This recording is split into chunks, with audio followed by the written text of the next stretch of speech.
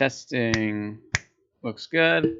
Today is Wednesday the 18th, and we're in period 1B, and I want to review the assignment I posted last time and maybe look ahead to the one for next time. Today I'm going to add in some grades, so if you've done the CodeHS recently, or if you went back and did one of the older things, you might be seeing your grade go up. If you did the first couple and you have 100%, and then I add more, and you probably still have 100%, and most people will not see their grade change, but the content will be filling in.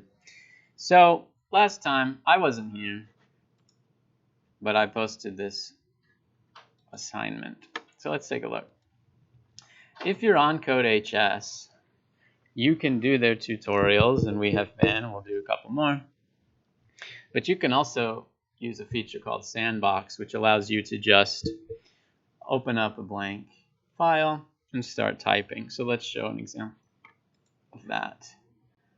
I'll open up my 30th tab over here.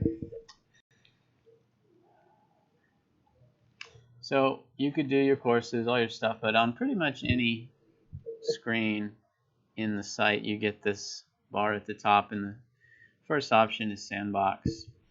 You have a choice of programs to make. We will probably use Python every time in here, maybe a little HTML sort of wrapped around our stuff, and we might do, I like this thing called Pygame, which allows you to make stuff on the screen move around, pretty pictures and so on.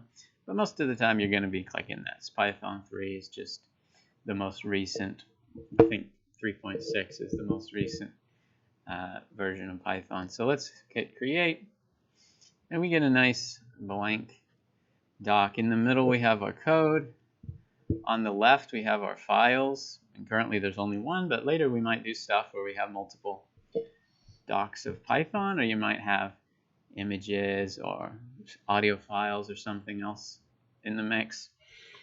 And this is not just Python. If we were making a website, we might have an HTML and a JavaScript and an image and that kind of stuff all in the same folder. And then on the right you have your output, which now is just text on a console, but later we can have images and other stuff going on. So it fills in one line to say hello world, just so you can test it out and hit run. But of course we're going to do whatever we want to do. And the assignment that I had for you guys last time, I said, hey, just pick something and mess around. If you want to sort of test some concept that you weren't sure about, like we did printing, we did input, we did types, string, integer, a little bit of others like float or boolean, and we use them for true, false, if, elif, else, maybe slightly more complicated versions of those, or combining a couple of those. And in class we had a lot of stuff where people would say, oh, what if you did this, or what happens if you use greater than or less than with strings instead of integers, things like that. So this could be an example where you test it out. So if I'm going to say print x is greater than 5, and let's say we're going to make x equal 6, then it should print true. Right? But the greater than or less than can also be used with strings. So what if it was like x is hello? Is that greater than or less than apple? What do you think it's going to say? It could give us an error. I'll give you a hint. It's not. So when you do this on strings, the basic version is that it's going to go by alphabetical order. So hello is bigger because it's like later. It's more. If you had assigned numbers to like stuff in the dictionary, then aardvark would be 1 and something with a Z would be 1,000, blah, blah, blah. Theoretically, that's more, but you could test it out. You could say, well, what if we do a capital? Do all the capitals come before all the lowercase? Or what if we have a multi-word thing? And honestly, you can look up the rules for how that stuff works, but it's much more intuitive, in my opinion, to just mess around and try things. When I am using a finicky line and I'm not sure what's going to happen, I could go look up the rules in a documentation somewhere, or I could just try it, see what happens. So Sandbox is good for that. We had a hand up. Were you going to say something?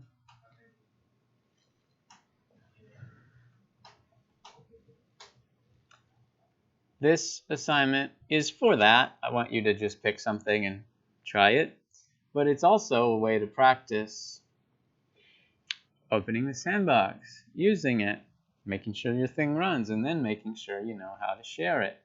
Okay, this is kind of sort of like Google Docs, where there's a share button and you have a few settings of like, oh, is it public or just a single person you send it to?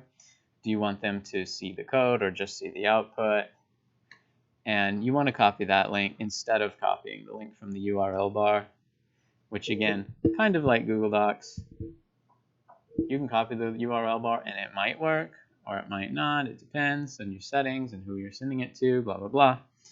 But if you do the share thing and copy that, in this case, I think it's the same URL, but it won't always be.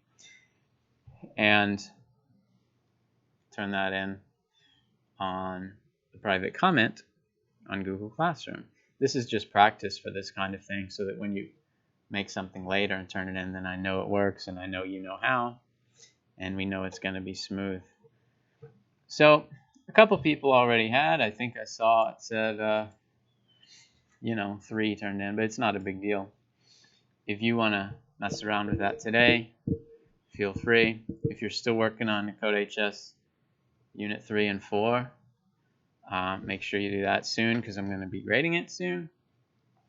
And then finally, and I don't want to dump too much on you, but I want to just say, if you are done and you are sort of willing to look at the next thing, then we're going to do the next unit. Unit 5 is actually one of my favorite ones, and it's called looping. It has all the stuff from the previous unit where you have some condition that's true or false, and then instead of using it for if, you can use it for other types of logic. Like you can do while a certain thing is true, you can loop through several times.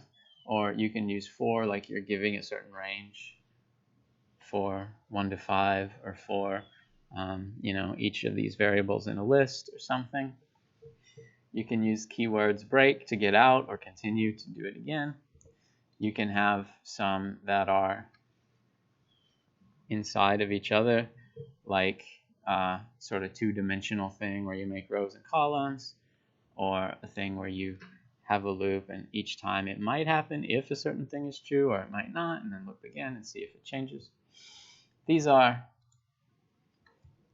complicated in their ideas, but they're not complicated in the syntax or the symbols. You're just using words, and it's pretty easy to see the word while and guess what that means, or to see the word break and guess what that means. So it feels a lot like just English words with normal definitions, but you're doing some pretty good stuff with it. The next one is a similar idea, using sort of a couple lines of code to do a thing and then running them multiple times, but not all at once. It's something you call later. And after that one, we'll kind of stop for a second and do a little quiz, do a little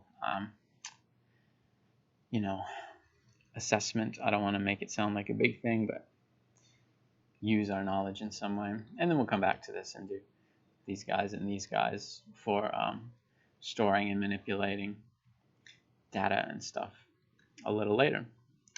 So that's the plan. I'm going to stop this video now, and it's going to be almost exactly 10 minutes, which is nice. And we'll see you next time.